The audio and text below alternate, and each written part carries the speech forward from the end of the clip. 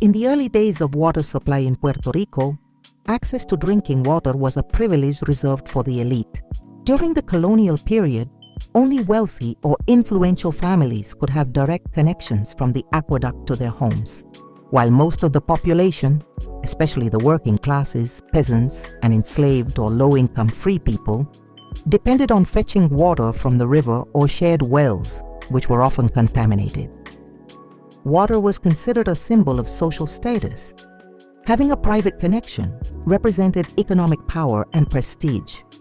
Only with the expansion of municipal systems and later with the creation of the Aqueduct and Sewer Authority in 1945, access to water began to be seen as a basic right rather than a privilege reserved for the urban elite.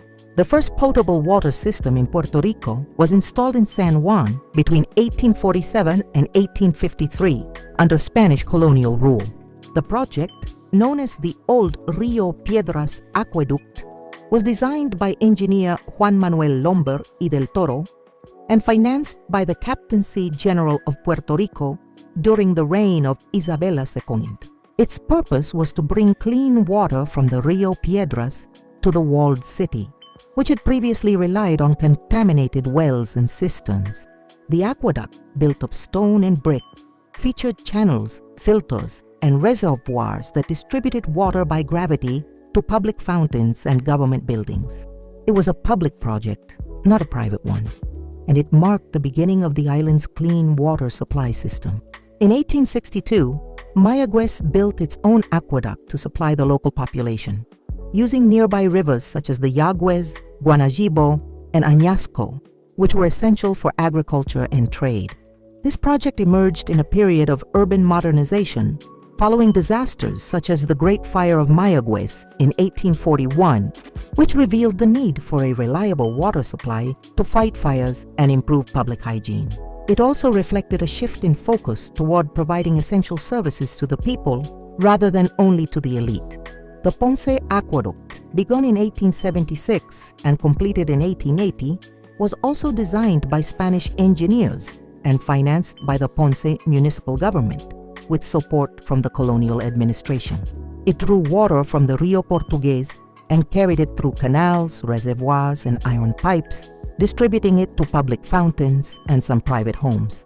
Like the San Juan Aqueduct, the Ponce Aqueduct was a public project and an important advancement in the sanitary infrastructure of the island's southern region. It is also one of the few historical aqueducts that still preserves part of its original structure.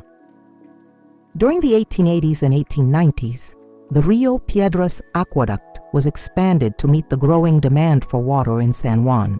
New iron pipes were installed, and the dam and sedimentation ponds were modernized. In 1892, engineers introduced improvements to the pumping system. After the U.S. occupation in 1898, engineers added steam pumps and higher capacity pipes, completing the modernization work between 1898 and 1918. These projects established San Juan as the most advanced water system on the island and laid the foundation for the modern network. Other municipalities also developed their own systems. For instance, Arecibo built an aqueduct that drew water from the Rio Grande de Arecibo, Aguadilla used the Rio Culebrinas, and Caguas relied on the Rio Caguitas. Although rudimentary, these systems marked the beginning of centralized water distribution beyond the main cities.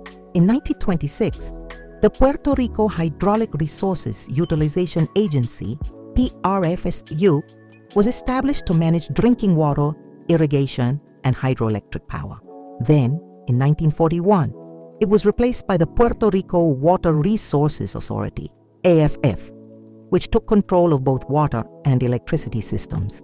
During this period, aqueducts in municipalities such as Bayamón, Carolina, Humacao, and Yauco were modernized, and new dams were built, including the La Plata Dam in 1926, which began supplying water to the metropolitan area. In 1945, through Law 40, the Aqueduct and Sewer Authority was established as a public corporation responsible for managing drinking water and sewage systems across the island, linking both urban and rural areas. In the following decades, the Aqueduct and Sewer Authority built more than 114 treatment plants and 20,000 miles of pipelines, along with new dams such as the one in Sidra in 1946 and Caraizo in 1953. Centralization made it possible to deliver treated water to communities that had previously relied on wells or unregulated community systems.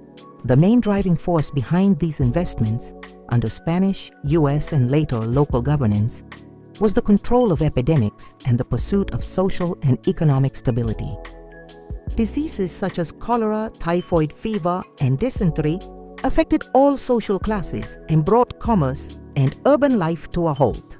Governments understood that guaranteeing clean water for the general population was a human right. It was essential for maintaining public health and social order. During the 20th century, with the industrialization program Operation Bootstrap, access to water became crucial for supporting urbanization and economic growth. Later, environmental laws such as the Clean Water Act in the 1970s raised water quality standards across the island.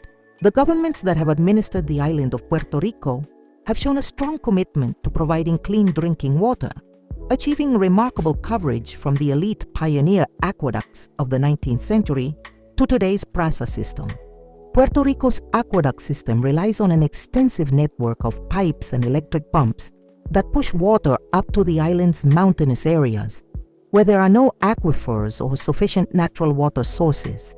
Thanks to this system, communities that once lacked direct access to drinking water can now receive it, although its operation depends entirely on the stability of the electrical service. However, challenges related to maintenance, resilience, and equity have limited the impact of these efforts. Thousands of miles of water pipes need to be inspected and replaced to locate and repair leaks. Puerto Rico could build a more robust water system, better prepared to face the challenges of the 21st century, such as climate change and natural disasters. But to achieve this, Puerto Rico needs a stable electrical system. The drinking water network depends entirely on electricity, as 97% of the water is pumped through electric systems that stop working during power outages. Electricity in Puerto Rico is among the most expensive and unstable in the United States, which makes water service costly and unreliable as well. Possible solutions include installing solar panels and batteries at pumping stations and water treatment plants, building reverse osmosis desalination plants in coastal areas such as Fajardo and Guayama, replacing old pipes and installing smart sensors to detect leaks, subsidize solar panels and water tanks for the 303 community aqueducts that serve 3% of Puerto Rico's rural population, encouraging citizen participation through public hearings and digital platforms, because the people have valuable ideas to improve water and energy services. The $4.1 billion debt of the Aqueduct and Sewer Authority and the privatization of the Electric Power Authority prevent cost reductions and coordination between public agencies. This makes it difficult to lower the price of water or solve the problems between electricity and water services. In addition, electrical instability not only interrupts the water service, but also damages pumps and electrical equipment, causing pressure fluctuations that lead to pipe ruptures, as recently happened with the rupture of the Super Aqueduct in the metropolitan area. Law number 143 of 2018, known as the Fair, Reasonable, and Transparent Billing Act for Essential Public Services, ensures that customers cannot be charged for services that were not provided. If a service such as water or electricity is interrupted for more than 24 hours, the consumer has the right to a billing adjustment. However, it is the consumer's responsibility to report the lack of service to the agency, since the agencies cannot precisely determine which specific homes have or do not have service. If you enjoyed this story, give it a like, share it, and leave us your comments or suggestions. Hasta la próxima.